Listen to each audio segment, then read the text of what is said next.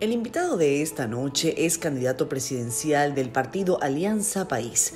Moreno ha sido candidato a la presidencia con esta en 3 oportunidades. Dice que no está en eso de negociar con nadie, porque si bien las encuestas no lo dan como favorito, tiene un compromiso con sus votantes.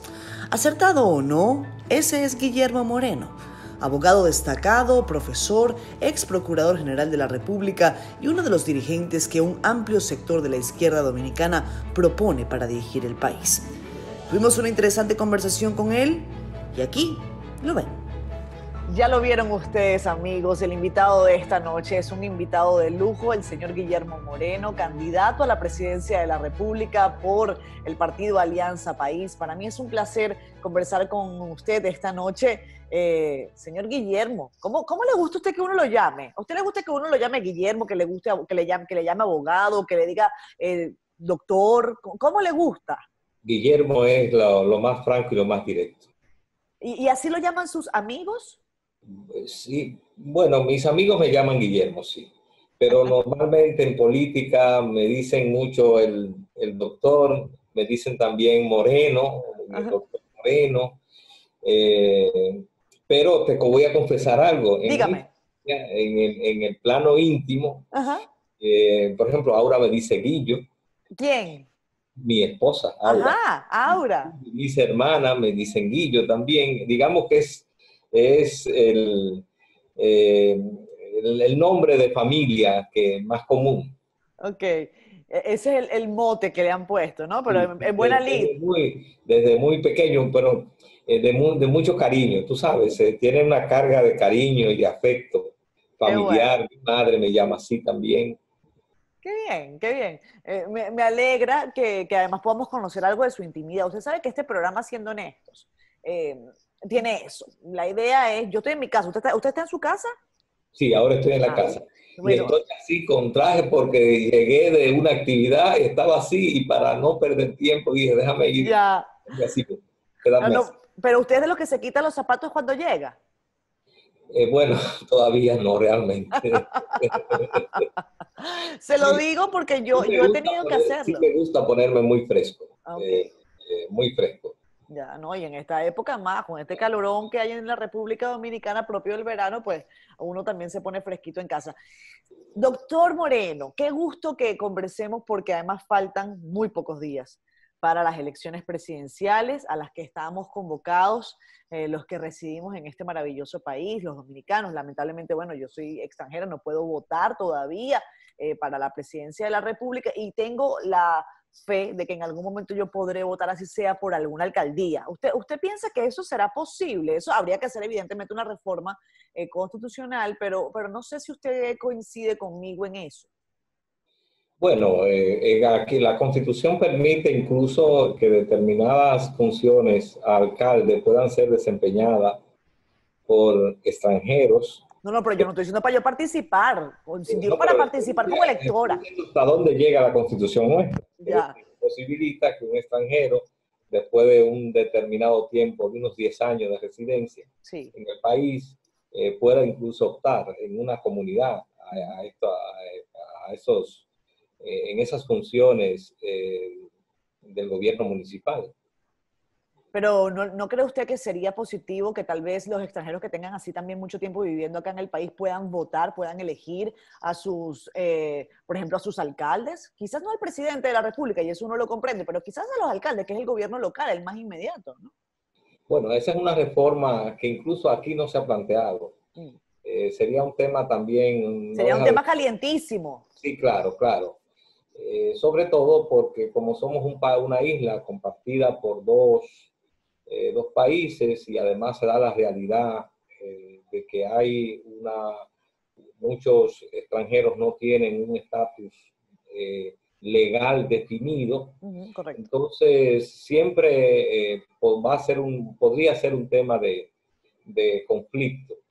Lo que sí puede ser es que los extranjeros en este país, después que adquieran la nacionalidad dominicana, Ujú. que por tanto hayan hecho la opción por nuestra república, Sí. entonces haya la facultad de que puedan postularse a determinadas funciones, no solamente a votar. así es. Doctor Moreno, ¿cómo se prepara usted para el proceso electoral del 5 de julio? Hemos visto declaraciones suyas recientemente con un tono muy crítico sobre el rol de la Junta Central Electoral como auditor. Hemos tenido definitivamente un año con muchos traspiés para poder desarrollar estos eventos que son los que fortalecen, por supuesto, la democracia. Yo no soy de las que piensan que las elecciones son las únicas que garantizan la democracia, pero definitivamente son una parte muy importante de ellas. Y hemos tenido muchos traspiés. Unas elecciones que se cayeron por incapacidad, dicen algunos, porque se metió una mano peluda, dicen otros dicen que fue un algoritmo, en fin. Después la otra fue suspendida. Ya vimos por qué, porque bueno, también hubo otra situación. ¿Qué piensa usted, doctor Moreno, con relación a las elecciones del 5 de julio? ¿Qué podemos esperar? Bueno, tenemos que celebrarla, las elecciones del 5 de julio. Nosotros hemos sido partidarios de su celebración porque no celebrarla significa nosotros caer en un vacío de poder que es muy peligroso para la institucionalidad democrática, sobre todo porque cuando se planteó la posibilidad de no celebrarla, un conjunto de bocinas oficialistas comenzaron a hablar de la prolongación del periodo del actual presidente de la República. Uh-huh. Y entonces, en ese contexto, nosotros fuimos partidarios y somos partidarios de que efectivamente se celebren las elecciones, en este caso el 5 de julio, y que se pueda definir la presidencia de la República y que tome posesión el 16 de agosto. Ahora bien, lo que nosotros sí creemos es que la Junta tiene que asumir con todo el carácter la responsabilidad que tiene. La Junta no se ha portado bien durante muchos meses en todo este proceso. La Junta tuvo una gran responsabilidad en el fracaso de las elecciones de febrero porque ese pleno fue el que nos vendió y el presidente de la Junta fueron los que nos vendieron el voto automatizado. Y entonces estar anunciando las maravillas de un voto automatizado y no haber tomado las medidas del lugar para garantizar que este pudiera fluir, entonces un acto de irresponsabilidad que nosotros incluso pedimos la renuncia de ese pleno. Bueno, ahora nosotros estamos de cara al 5 de julio y vamos a celebrar unas elecciones en condiciones especiales, no normales. Lo que hemos planteado es, primero, la Junta tiene la obligación de brindar confianza, porque hay una población que podría sentir algún temor de ir a votar. Y entonces la Junta tiene que brindar la confianza de que ir a votar el 5 de julio es lo mismo que estar en una fila del supermercado o ir al supermercado, o es lo mismo que ir a un banco.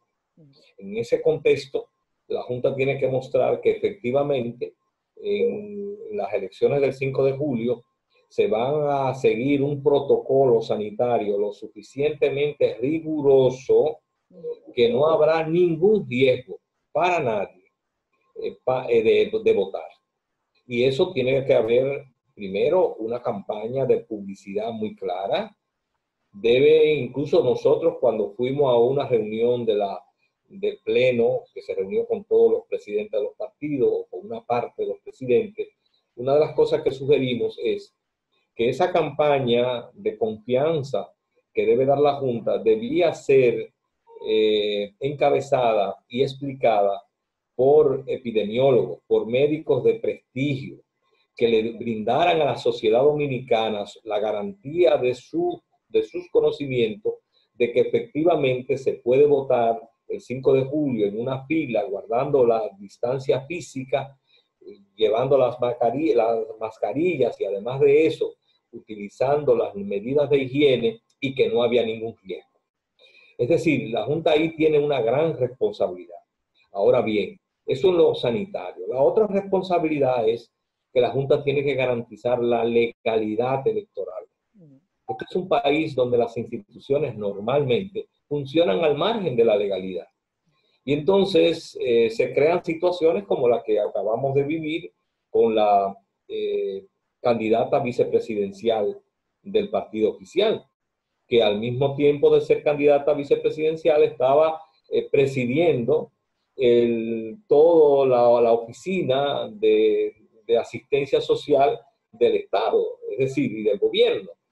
Y entonces, nombrada, función esta que estaba ejerciendo, no por su condición de vicepresidente, sino porque había sido nombrada por un decreto del Poder Ejecutivo. Y en esa virtud, la Junta debió exigirle que debía renunciar a la función del gabinete social. Ustedes se lo solicitaron a la Junta Central Electoral. ¿Y qué Solicitamos, dijeron los representantes de la Junta? La Junta es muy sometida al poder oficial. Normal, Doctor Moreno, pero vamos a hablar en términos claros. Pero vamos ¿cómo? a hablar en términos claros y llanos. Decir, la Junta está supeditada al poder. Vamos a hablar en términos claros y llanos. Usted como presidente de un partido político llama al presidente de la Junta Central Electoral, llama a los rectores y le dicen, señores, ¿qué es esto? ¿Y qué le dicen ellos? Bueno, nosotros lo hemos planteado. Lo que pasa es que no todo el mundo asume las funciones con la responsabilidad y el carácter. Y a la Junta le ha faltado responsabilidad y carácter. Yo sé que no es fácil para un funcionario llamarle la atención al presidente o a la vicepresidenta de la República, pero ahí es que se mide el carácter de un funcionario. Cuando cumple la ley, que es su primer deber, hace cumplir la ley, no importa que quien sea el que le esté violando, porque de eso se trata. En la aplicación de la ley no hay distinción, no puede haber privilegio. Tiene que haber, esta debe aplicarse igual para todos. Entonces, en eso es a lo que nos referimos, que además de todo el tema del protocolo sanitario, la Junta tiene ahora que garantizar la legalidad electoral. Y en ese sentido, tiene que garantizar unos mínimos de equidad. No puede ser que, por ejemplo, además de eso que señalo, de que funcionarios públicos utilicen recursos públicos, pero además el otro caso, ¿cómo es posible que si hay un toque de queda, que es por un decreto en base a una decisión de un estado de emergencia nacional, y a todos se nos prohíbe estar después de las 7? Y fíjese, una de las cosas ahora cuando estaba en la calle era precisamente llegar antes de las 7 Claro. de llegar temprano. Entonces, si a todos nos comportamos así, ¿cómo puede ser que el candidato judicial tenga patente de corso para poder desplazarse? Entonces, la Junta no puede ser indiferente a ese tipo de desigualdad, a ese tipo de inequidad. Lo mismo, la Junta tiene que organizar elecciones limpias, elecciones transparentes. Yo oí un comunicado de esta semana del CONED diciendo que hay que respetar el resultado de las elecciones. Yo digo, sí, está muy bien, pero lo primero que debe decir el CONED, exigirle a la Junta elecciones limpias, transparentes, legales, con equidad. Porque el primer deber que tiene el órgano electoral es comportarse como un árbitro. Y la primera condición que tiene un árbitro es ser independiente e imparcial. ¿A usted le cayó mal Un eso que árbitro dice? parcial es una contradicción en los términos. Un árbitro que no se maneja con independencia y con equidistancia de las partes, entonces es una contradicción en los términos, porque entonces si está favoreciendo a uno, si está haciéndose de la vista gorda frente a uno, si voltea la cara frente a las violaciones que comete uno, entonces pierde su condición de árbitro. ¿Usted es de los que cree que el CONEP es una institución aliada al gobierno actual, por ejemplo? Bueno, a mí, de una u otra manera, el CONET ha estado muy a pie juntilla con el gobierno. ¿Por qué será? ¿Cómo? ¿Por qué será? Bueno, no hay que ser adivino. Normalmente el CONET y el gobierno, los gobiernos del PLD han estado sometidos a la agenda y al modelo económico que el CONET propicia. Entonces, en ese contexto, hay siempre una especie de entendimiento. Y el CONET debiera ser el primero que, si realmente cree en la institucionalidad democrática, debiera pronunciarse y rechazar cosas como, por ejemplo, que hoy día la Suprema Corte de Justicia está siendo presidida por un activista político del partido oficial. Entonces, yo no puedo creer en esa institucionalidad, en esa visión de la democracia de caricatura que tienen empresarios y sectores empresariales, que los oímos hablar de la necesidad de la transparencia y de la democracia, y sin embargo no se pronuncian con hechos tan criticables y graves como este que le acabo de señalar. Pero no solamente pasó ahora, pasó en los gobiernos de Leonel Fernández, porque el PLD ha implantado aquí un modelo que quien lo inaugura es Leonel Fernández. Y todo lo que Danilo Medina está haciendo en materia de corrupción, en materia de falta de institucionalidad, las elecciones primeras las dio Leonel Fernández. Y también vimos cómo no hubo la reacción del CONEP. En el caso de Leonel Fernández, no hay que tener buena memoria para recordar que presidía la Suprema Corte de Justicia un abogado de mucho prestigio, pero un abogado que era un abogado asociado de su oficina privada. Entonces, esa ha sido una norma, es decir, donde tenemos muchos empresarios y sectores empresariales con poses frente a la democracia. Viven hablando de darnos lecciones de democracia y sin embargo en la práctica viven aliados y conviven con corruptos y con personas y con dirigentes y con presidentes que lo que hacen es y han hecho es pisotear la democracia y obstaculizar que en este país haya verdadera institucionalidad democrática. Por eso, porque yo digo cosas así, es que no me invitan a los debates, entre otras cosas. ¿Y no será por eso también, doctor Moreno, que por eso tal vez usted no logra conquistar a algunos empresarios que tal vez lo ayuden a fortalecer esa candidatura? Porque usted ha sido candidato a la presidencia 3 veces y bueno, tal vez en este juego de la política, no estoy diciendo yo si eso está bien o mal, estoy diciendo que hagamos el análisis aquí como los locos, ¿no? Tal vez esas posiciones le hagan difícil concertar algunas amistades que son necesarias en un país como la República Dominicana. Le soy honesto. Para eso este programa. Le soy honesto, como dice el título de su programa, no me interesa apoyos condicionados a hacer connivencia con la impunidad ni con la corrupción. Prefiero que nos quedemos en la situación que debiéramos quedarnos, pero sí ejercer una política de principios y de valores. Por eso es que es tan importante Alianza País en esta coyuntura y en este sistema político, porque nosotros ni hacemos alianza negociando puestos, ni tampoco somos políticos transfugistas. Aquí hay partidos que si habláramos si el transfugismo fuera un síntoma de alianza, fueran los partidos más unitarios, porque tienen gente militante en todo el espectro político dominicano. Y eso no es símbolo de unidad. Nosotros creemos en la unidad, pero en una unidad y buscamos el apoyo, ¿no? Nosotros tenemos una posición de apoyo a los empresarios y a la producción nacional. Aquí pocos partidos defienden, como nosotros, la necesidad de impulsar un modelo de desarrollo productivo. Vamos a entrar en esas ideas ahora.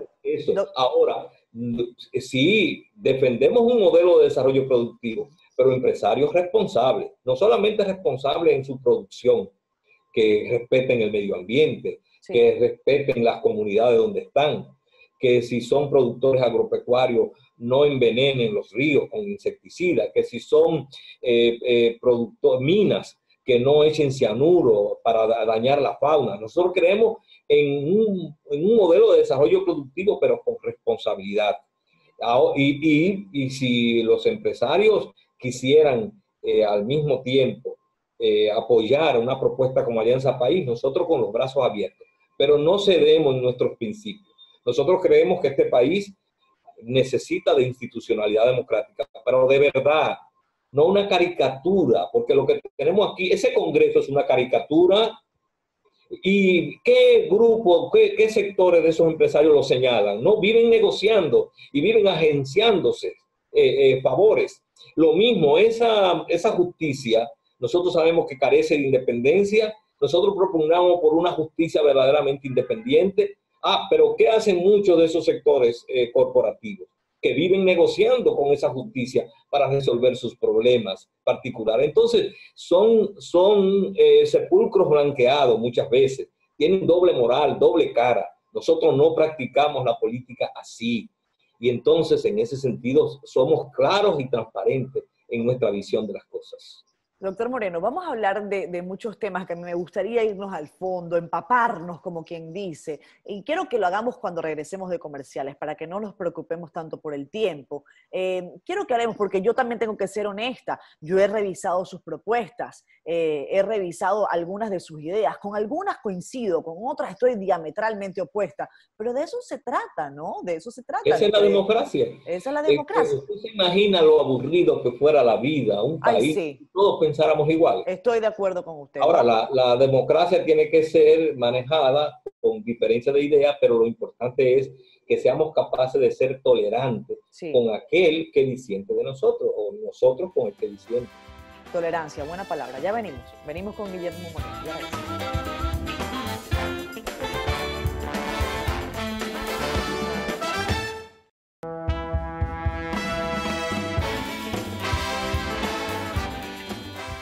Regresamos, esto es Siendo Honestos. Guillermo Moreno, el doctor Moreno, como lo llaman desde el punto de vista catedrático, más formal, el Guillo, como lo llaman en su casa, Guillermo, como lo voy a llamar yo de ahora en adelante. No él, sino él no, Guillo. Bueno, el Guillo se lo puse yo. Sí. Doctor, mire, yo le voy a preguntar, porque decía antes de irnos a comerciales, que nosotros podemos, desde la perspectiva de la construcción de la democracia, tener posiciones distintas, con distintos representantes y sobre todo desde la perspectiva de las ideas. Y usted comentaba que usted no necesita hacer alianzas, por ejemplo, con personas que defiendan la corrupción. Y dice usted, textualmente, voy a sacar un link del Listín Diario, en donde usted decía, Guillermo Moreno dice que su candidatura no es financiada ni por narcos ni por corruptos. ¿Y el resto sí? No, yo afirmo como no es financiada mi candidatura. Okay. Ahora, en la República Dominicana, esto no es algo extraño. Nosotros sabemos, por ejemplo, si nosotros revisamos los dos periodos del 2004 al 2012 de Leonel Fernández, nos vamos a encontrar que una parte importante de esas candidaturas fueron financiadas por corruptos. Y en ese sentido, a eso me refiero. Y no solamente eso, sino que además de eso, a esas candidaturas, en cada uno de esos momentos, se le garantizó impunidad. Aquí tenemos el caso de que la Suprema Corte de Justicia, a una actividad que había desarrollado el que ahora es senador de San Juan de la Maguana, Félix Bautista, que se había apropiado de una fortuna que mal evaluada estaba en 27,000 millones de pesos, el que la Suprema Corte de Justicia le dio una sentencia que hizo esa sentencia su certificado de propiedad, porque además el procurador del momento no interpuso ningún recurso y por tanto se consolidó. Por tanto, Félix Bautista es el propietario de esa fortuna descomunal de 27,000 millones de pesos avalada en una sentencia de la Suprema Corte de Justicia, y ese es un caso, y le podría mencionar otros casos. El caso de la Sonlan, son casos de corrupción que se utilizó se utilizaron. Todavía aquí no se sabe qué se hizo con los préstamos de la Sonlan. Todavía no se sabe. Claro que sabemos, se utilizó en las campañas de Leonel Fernández. Pero además le digo algo. Cuando yo hablo del narcotráfico, le voy a plantear dos casos. El caso de Quirino. ¿Usted cree que alguien en la República Dominicana, frente al debate entre Quirino y Leonel Fernández, de que uno dice que le dio un dinero y otro, ¿usted cree? ¿Qué usted piensa que piensa la sociedad? La gente no piensa que está hablando mentira, Quirino. Es decir, lo mismo le puedo decir del caso de César el Abusador. que es el caso de este gobierno, en el cual efectivamente una persona vinculada con la actividad de lavado y el narcotráfico tuvo una participación extraordinaria en esa campaña. Entonces, nosotros nos conocemos aquí. Es decir, la candidatura de Alianza País no está financiada ni por corruptos ni por el narcotráfico. Decía yo recientemente, sí. Ninguno de ellos dos resiste una investigación seria que haríamos en un gobierno de Alianza País. No la resiste. Ninguno de ellos dos se refiere a usted, a Leonel Fernández y a Danilo Medina. Claro, y a Danilo Medina. No resisten una investigación seria y hecha por Alianza País en la dirección del Estado. Entonces, cuando nosotros decimos eso, lo decimos por eso. Ahora, lo que estamos diciendo es que nosotros ni aceptamos ni somos financiados por corruptos, porque luego el precio de aliarse con corruptos es que luego hay que garantizar la impunidad. Ni tampoco recibimos recursos del narcotráfico, porque luego hay que darle protección a los narcotraficantes que financian campañas. Ni tampoco nos financian grupos corporativos que luego, de empresarios corporativos, que luego nos quieran imponer su agenda. Por eso decimos que nuestra candidatura es la que tiene la independencia y las manos limpias para poder enderezar este país, porque no tenemos esos compromisos que sí tienen esos candidatos que he mencionado. Decía yo recientemente en un análisis, no recuerdo en qué escenario ni en qué programa, creo que fue posterior al debate que se llevó, que no fue debate nada, que fue una exposición de ideas y de propuestas de 3 candidatos a la presidencia de la República: Luis Abinader, Gonzalo Castillo, Leonel Fernández, a la AIRD. En ese escenario hacía yo el análisis de que no sentía un divorcio desde el punto de vista de la promoción del concepto económico, de cómo debía ir la República Dominicana en entre esas propuestas. No siento yo un divorcio entre las propuestas económicas de Abinader, Leonel Fernández y Gonzalo Castillo. Ahora, cuando yo leo su idea, su programa, veo una situación distinta. Usted dice que sus adversarios, y esto lo cito, responden a corrientes neoliberales y que han hecho del Estado un juguete en el poder de élites oligárquicas y han convertido los derechos económicos y sociales de la población en mercancías y en fuente de privilegios e injusticias. Si sus adversarios responden a corrientes neoliberales, ¿a qué corriente, no voy a decir responde Guillermo Moreno, sino a qué corriente pertenece usted? Bueno, nosotros tenemos una visión del desarrollo y de la economía que, digamos, que encuadra más en una visión afincada en el desarrollo, en el impulso de la producción nacional.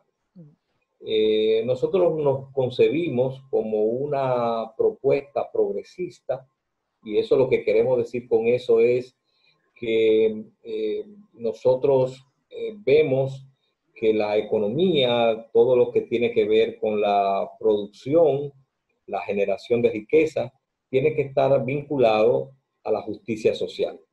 Que no es, la economía debe servirle al hombre y la mujer, y no el hombre y la mujer ser una especie de sujeto atrapado en función de la economía.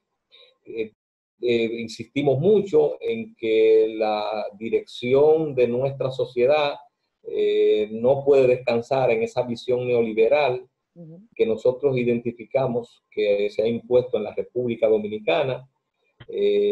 Esa visión neoliberal asume que el mercado es el gran regulador de todo y minimiza el papel del Estado. Y nosotros creemos que el Estado tiene un papel y es el principal propulsor, o debe ser el principal propulsor del desarrollo nacional. Eso no quiere decir que el Estado sea el propietario de las empresas.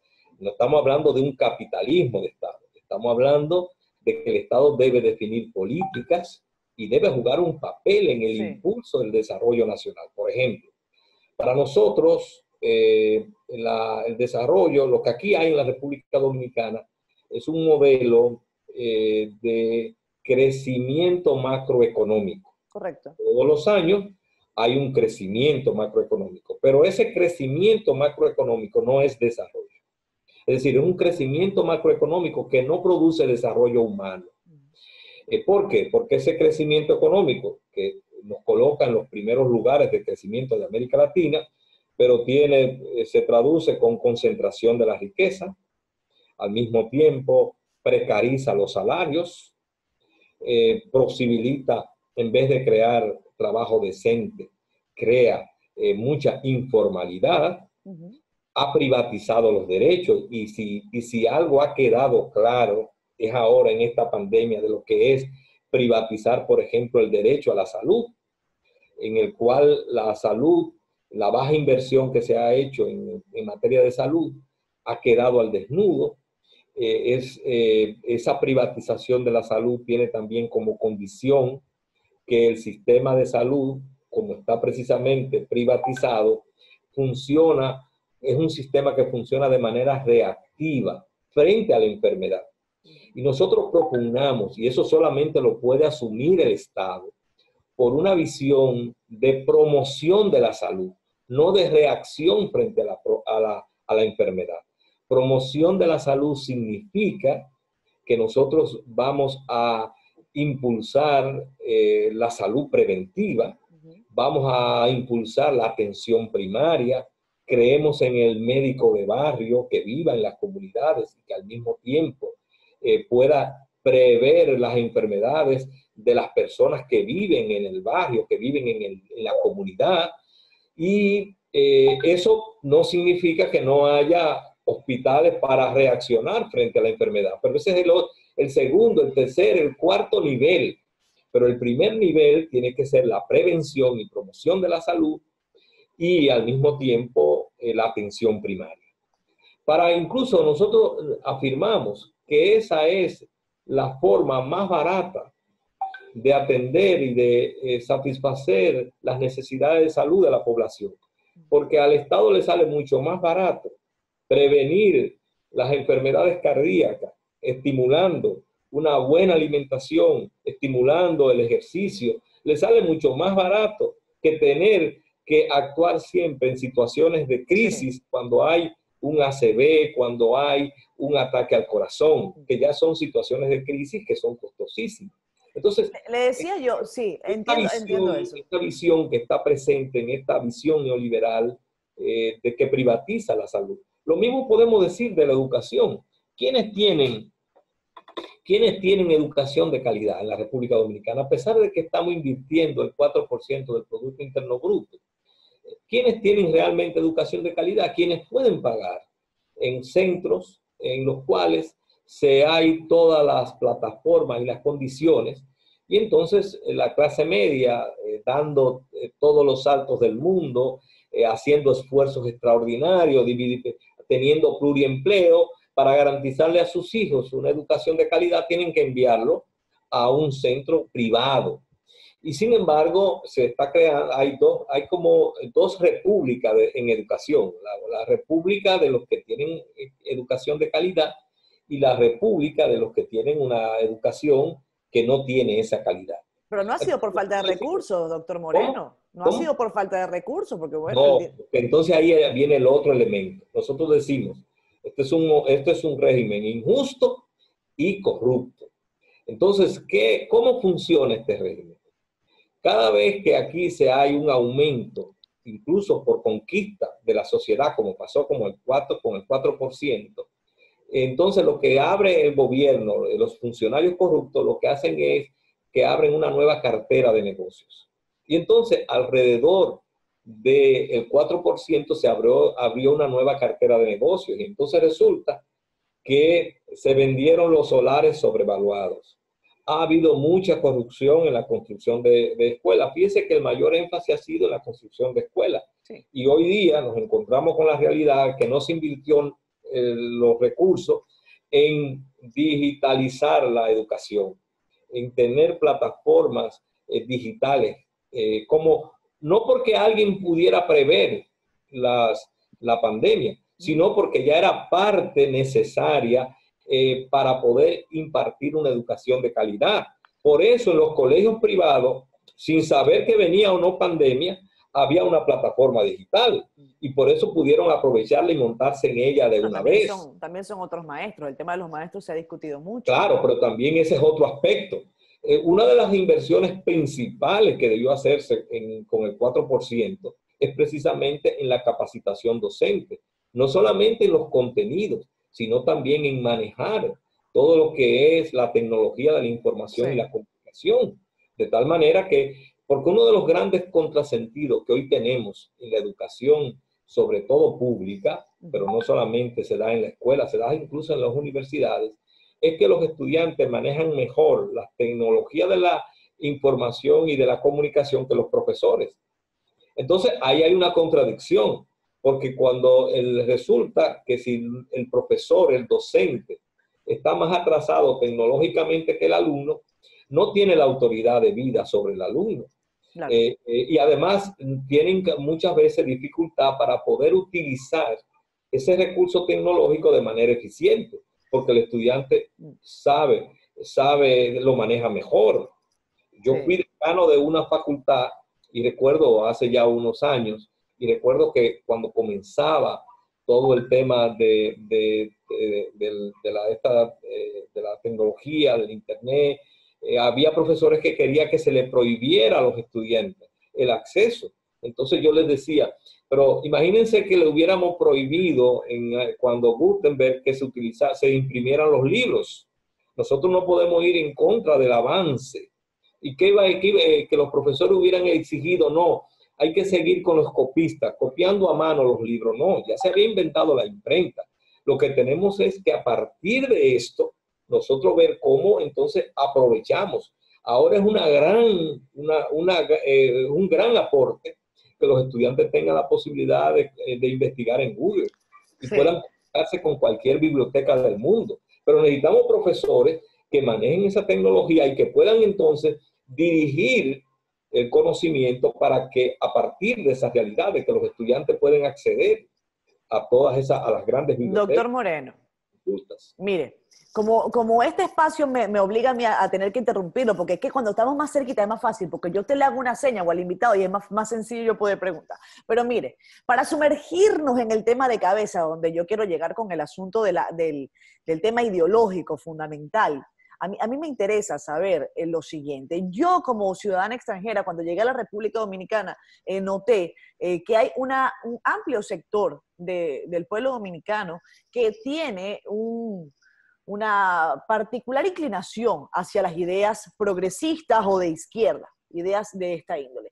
Sin embargo, en la República Dominicana los gobiernos de izquierda, o al menos las propuestas de izquierda, no logran cuajar. Y yo quiero que usted me explique qué es lo que pasa, porque entiendo yo, después de que he leído su programa, que usted tiene un programa fundamentalmente de izquierda. Sí, es un programa, yo digo, de progresista, porque muchas veces el concepto de izquierda tiene muchos matices, entonces hay que estar explicándolo. Sí. Pero indudablemente es una propuesta que no es de derecha. Nosotros no tenemos ni una visión, ni una... Es fácil decir que no es de derecha, pero es difícil decir que es de izquierda. ¿Por qué? Porque hay muchísimos matices. Doctor Guillermo, no me diga eso. Hay muchísimos matices. También hay matices de la derecha. Pero claro. Pero bien, es un programa progresista con un perfil de izquierda, ¿verdad? Evidentemente. Sí. Ahora bien, ¿por qué es tan difícil? Bueno, en esta conversación hemos visto algunos elementos. Es decir, nosotros estamos atrapados en una democracia electoral donde no hay ninguna garantía, no hay garantías, no hay reglas del juego. Alianza País, por ejemplo, hay 4 partidos que reciben el 80% de los recursos públicos. En la República Dominicana, no, en la Junta Central Electoral y en los órganos electorales, no solo esto, ha sido una tradición en la mayoría de los casos, no ha intervenido frente al uso abusivo de los recursos públicos.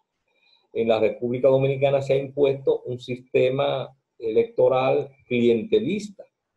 Incluso nosotros lo estamos viendo. Ahora cuando vino la pandemia, Doctor Moreno, perdón, antes de que usted me siga. ¿Usted ve bien que partidos que sacan 5% tengan la misma capacidad de financiamiento que partidos que logran el 60%?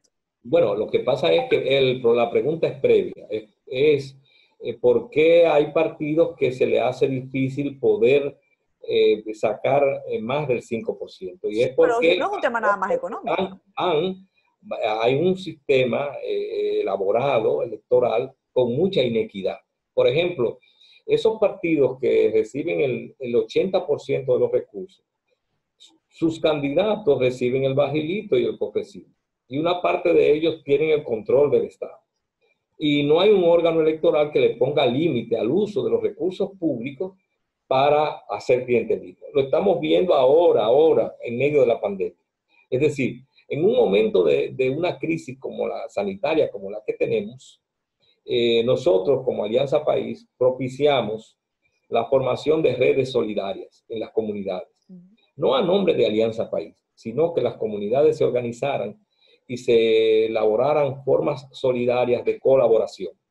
Porque nosotros no practicamos el clientelismo. Uno. Dos, nosotros lo que sí planteamos es que nuestra misión como partido de oposición no era entrar en una competencia de quién da más, sino de exigirle al gobierno y al Estado que cumplieran con sus responsabilidades y obligaciones frente a la pandemia. No resolvemos el problema de salud regalando un hospital o regalando una mascarilla o regalando alimentos. Lo que tenemos es que exigirle al Estado que tiene el presupuesto y que tiene programas y política y debe tener, que cumpla con sus responsabilidades frente a lo que fue, a lo que fue y lo que es esta crisis. Nosotros, por ejemplo, ¿cuál fue nuestra principal exigencia? No fue nosotros ponernos a hacer pruebas, fue exigirle al gobierno que hiciera la prueba masiva y gratuita, que era la única forma de contener la pandemia, de evitar de identificar los focos de tal manera que se pudieran ir aislando. Esa es nuestra misión como partido de oposición. No era nosotros ponernos a sustituir el Estado. Usted se está diferenciando de pleno con el PRM. Es que nosotros somos Alianza País, la diferencia. Y nosotros somos la diferencia porque además hacemos política desde una visión y desde unos principios. Y en ese contexto nosotros queremos crecer, pero queremos crecer que la gente sepa y crea y conozca lo que es la forma de actuación de Alianza País. Nosotros no queremos engañar a nadie. Por ejemplo, el que vota por Alianza País sabe qué significa su voto. Su voto significa, en primer lugar, que vamos a impulsar un modelo de desarrollo productivo, que va a afincarse no solo en factores externos, sino en el impulso de la producción nacional, la agropecuaria, la manufactura. Ahora que usted dice eso, perdón que lo interrumpa, porque para hacer el programa de esta forma también, estamos en pandemia. Imagínese que usted es presidente de la República el 16 de agosto, además celebra su cumpleaños porque usted nació el 15. Imagínense que usted es presidente de la República el 16 de agosto, estamos en pandemia, COVID-19, las arcas del Estado están bien golpeadas, porque podemos hacer un análisis sobre eso, pero el asunto es que no hay suficiente recurso. ¿Endeudamiento de qué manera? ¿Usted lo ve cómo? Bueno, lo primero es que nosotros hemos dicho que la deuda dominicana, la deuda pública, por la forma irresponsable que se ha llevado, en este momento es prácticamente impagable. Y que sería grave que nosotros no desarrollemos, sería una de las primeras cosas que haríamos, es desarrollar una estrategia de renegociación, de reestructuración de la deuda, que nos permita un respiro, porque los recursos que produzca el país no podemos dedicarlo al pago de la deuda. No es que no vamos a pagar, es que tenemos que reestructurar esa deuda y encontrar los mecanismos, sea como país o sea como grupo de países de la región, que podamos plantearle a nuestros acreedores la reestructuración de la deuda. En segundo lugar, la mayoría de los economistas dicen hay que pedir prestado a Fondo Monetario Internacional, y eso es neoliberalismo. ¿Cómo lo haría usted? No, hay que buscar recursos externos. Sí. Ahora, lo que nosotros primero preferiríamos, en primer lugar, que sean organismos multilaterales, que nos da, digamos, mejores condiciones. Okay. En segundo lugar, esos recursos externos, lo más importante es en qué lo vamos a invertir. Porque usted oye a algunos de mis adversarios políticos y electorales hablando de buscar recursos externos, pero para seguir haciendo grandes obras.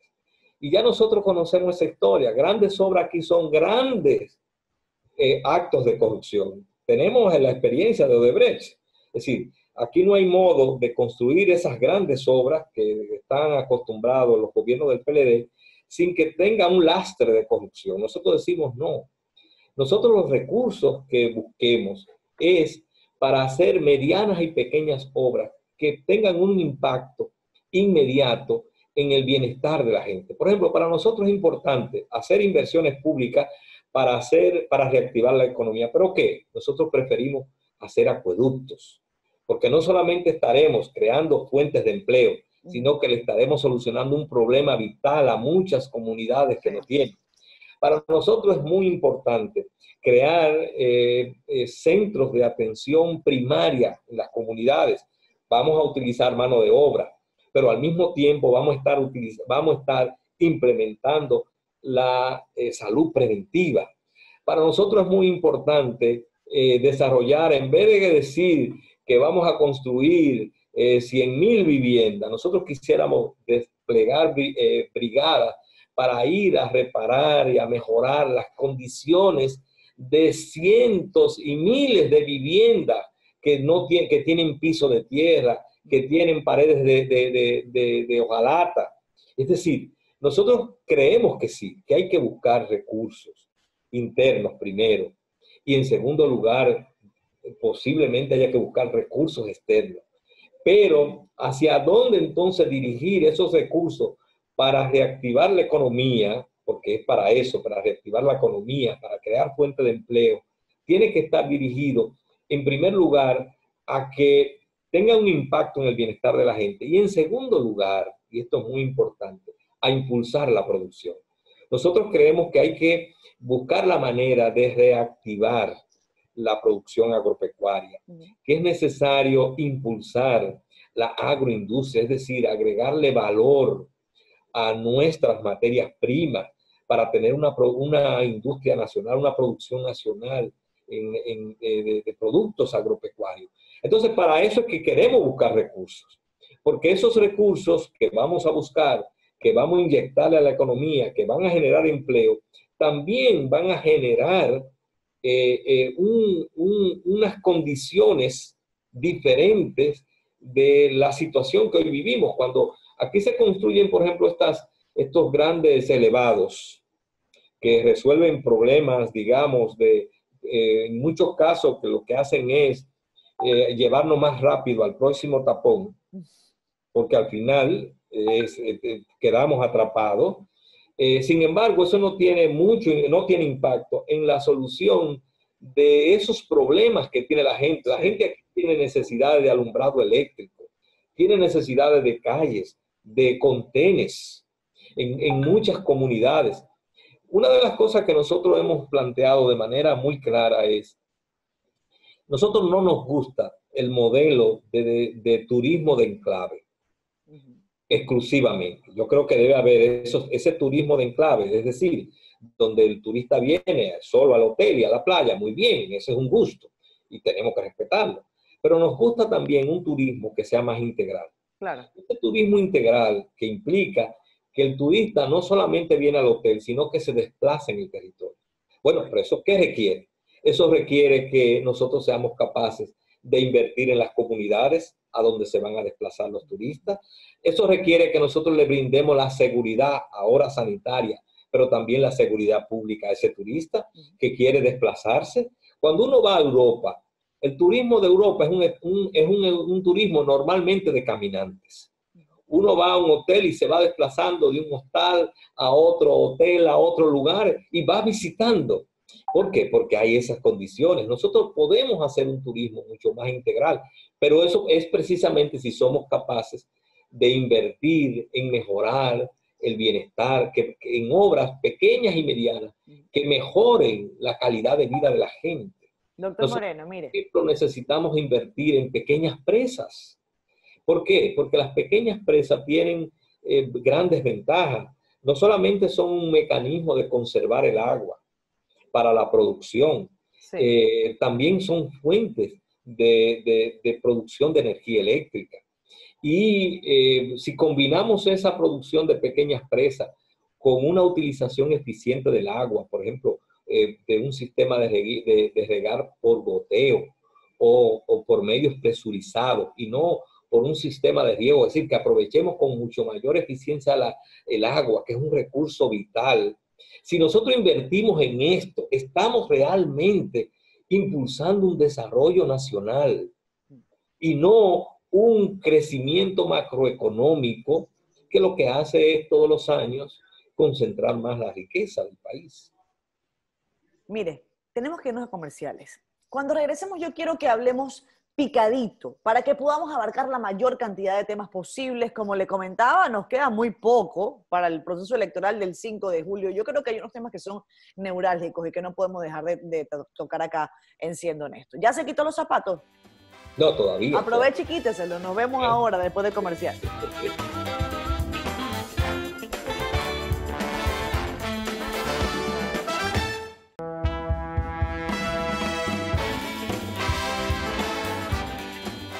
Pues regresamos con más. Esto es Siendo Honestos. El doctor Guillermo Moreno, candidato a la presidencia de la República por Alianza País, nos ha concedido el honor de conversar con él esta noche. Tenemos muy poquito tiempo, doctor Moreno. Yo aquí no quiero dejar de preguntarle, en el caso suyo específico, posiciones que ahora mismo están siendo muy debatidas. Hay un titular de la agencia EFE con relación a una información que surgió hace ya 2 semanas, y fue la muerte de George Floyd en Estados Unidos. En la República Dominicana hubo una protesta frente al Parque de Independencia, hablando de que las vidas de las personas negras importan. Black Lives Matter es el eslogan que han utilizado en Estados Unidos. Y este titular de EFE, ojo lo que dice, ¿no? Dice, racismo dominicano, un odio ultranacionalista dirigido a la piel del haitiano. Es un titular duro, y hace una serie de consideraciones la reportera sobre el relato de una ciudadana haitiana que fue discriminada en la República Dominicana. Ella cita un caso particular. ¿Cuál es su perspectiva al respecto? Racismo en República Dominicana, sobre todo en tiempos como estos, ¿no? Bueno, realmente hay muchas conductas discriminatorias y racistas, no solamente en República Dominicana, en todo el mundo. Y lo importante en esto es que cada vez hay más conciencia de parte de la ciudadanía, de parte de los hombres y mujeres, de que el racismo, como toda forma de discriminación a la mujer, a las preferencias sexuales o en todo caso al hecho de que a la religión, hay personas que son de credos religiosos distintos, cualquier tipo de discriminación tiene que ser rechazado.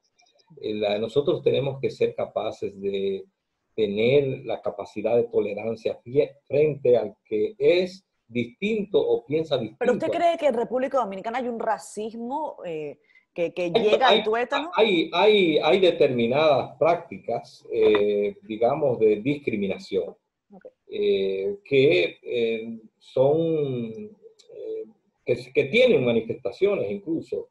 Ahora, no creo que en la República Dominicana, digamos, que haya un comportamiento cotidiano, recurrente, permanente en su desenvolvimiento de racismo. Ni que haya una política racista. ¿Cómo? Ni que haya una política. Ni que haya tampoco una política institucionalizada de ese. Hay comportamientos, sí, de personas, de grupos, sí, que tienden a discriminar al otro por el color de su piel. Aquí, por ejemplo, ha habido discotecas que no dejan entrar claro, a mulatos. Entonces, Pero eso son pasa, prácticas. eso pasa Pero también en otras partes decir del que mundo. eso sea una práctica institucional en la República Dominicana es totalmente incorrecto. Eso son prácticas correctas. Ahora, lo grave es que haya discotecas donde eso suceda y no haya autoridades que reaccionen Claro, inmediatamente porque nuestra Constitución garantiza la la igualdad de la igualdad, persona humana, correcto. al margen del color de su piel o de otras diferencias. Doctor Moreno, estamos a semanas de las elecciones, le decía yo. Conforme van pasando los días, se va polarizando el escenario. Eso lo sabe usted, porque es un político con vasta experiencia, ha sido candidato a la presidencia de la República. Con esta es la tercera oportunidad, ¿cierto? Sí. Si la situación se polariza, muchos se preguntan por qué Guillermo Moreno no apoya a Luis Abinader en el caso, porque estamos hablando de candidatos de oposición. Bueno, lo que pasa es que eso tenía su momento y en su momento no sucedió. En alguna forma, ese candidato, el Luis Abinader y el PRM, prefirieron hacer causa común con el sector de Leonel Fernández. Por eso llevan una serie de candidaturas pactadas. Y nosotros ahí entonces no cabemos. O sea, ¿usted cree que Leonel Fernández en todo caso apoyaría a Luis Abinader en segunda vuelta? No, porque yo no me ocupo de interpretar el pensamiento de él. Lo que sí le digo es que eso fue, desde mi punto de vista, un error político, porque el PRM desarrolló un discurso que nosotros coincidimos durante mucho tiempo. Sí. Incluso veíamos posibilidades reales de acercamiento, un discurso para sacar al PLD del poder. Pero inmediatamente se dio la división. Sí. El PRM hizo una diferenciación entre el PLD que encabeza el oficial y el PLD que juega a la oposición. Y para nosotros solo hay dos PLD. Leonel Fernández tiene tanta responsabilidad en esto que nosotros llamamos el régimen corrupto e injusto que ha impuesto el PLD por casi 20 años. Leonel Fernández es responsable de 3 de los 5 gobiernos. Por tanto, para nosotros, precisamente luego de la división, lo que nosotros propugnamos era, porque era el momento de unificar las fuerzas democráticas, progresistas, liberales, para aislar aún más a ambas facciones, a la facción de Danilo y a la facción de Leonel Fernández. Doctor Guillermo Moreno. Que entre ellos no hay diferencia. Si usted habla de corrupción, los dos han hecho gobiernos corruptos. Sí. Si hablan de endeudamiento público, los dos han hecho el más irresponsable endeudamiento público. Si usted habla de neoliberalismo, Leonel fue el que instaló aquí el neoliberalismo. Doctor Moreno. No hay forma de hacer diferenciación entre... No hay forma de que yo pueda continuar este programa porque se me acabó el tiempo. Se me acaba el tiempo. Me encantaría seguir conversando con usted, pero el tiempo es una cosa muy odiosa. Y lamentablemente, si yo no despido el programa, me voy a quedar acá sin batería del Zoom. Y ya usted sabe cómo son estos asuntos, estos afanes ahora de la nueva tecnología del COVID. Yo le deseo mucha suerte en lo que queda de campaña. Muchísimas gracias a usted. Que tal vez muchas veces no se preocupe, no se preocupe. Estamos a la orden. Quise ser honesto contigo siempre. Eso me alegra mucho. Aproveche y dígame con qué música nos vamos. Nos vamos con eso. ¿Con cuál música me tomaste fuera Dígame usted una canción que a usted le guste. ¿Cuál es su canción favorita? No sé. Bueno, a mí me encanta mucho la música de Silvio Rodríguez. Ajá. Silvio Rodríguez. Me gusta mucho la de John Manuel. Podría ser una canción de John Manuel. ¿Nos vamos con John Manuel Serrat? Sí, puede ser una canción de John Manuel Serrat. Nos vamos con John Manuel Serrat. Buenas noches, doctor Moreno. Muchísimas gracias por habernos acompañado. Igual, muchas buenas noches a ti. Saludos a su familia. Hasta luego. Gracias, igual a la Gracias, doctor Guillermo. Muy amable.